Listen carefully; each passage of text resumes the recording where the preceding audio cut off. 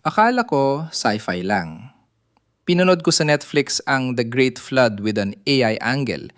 Hindi lang baha ang kalaban, kundi kung paano tayo umaasa sa algorithms para mabuhay. Sa gitna ng apocalypse, may AI systems na nagpo-predict kung sino ang ililigtas, saan tatama ang baha, at kailan ka dapat lumikas. Pero the question hits hard. Paano kung mali ang data? Habang umaandar yung kwento, naisip ko yung Pilipinas. Alerts sa phone, fake news, AI-generated warnings. May eksena na sinunod ng mga tao ang AI forecast pero naiwan ng ibang komunidad kasi low priority. Ang sakit kasi realistic.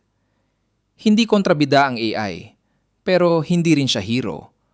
Tool lang, at tayo pa rin ang accountable. May nagtiwala sa tech, may nagdasal, may nagtiyaga sa bahala na. Tahimik pero mabigat. Hindi siya flashy na apocalypse, kundi slow realization na kahit gaano ka-advanced ang AI, kung mali ang values natin, lulubog pa rin tayo.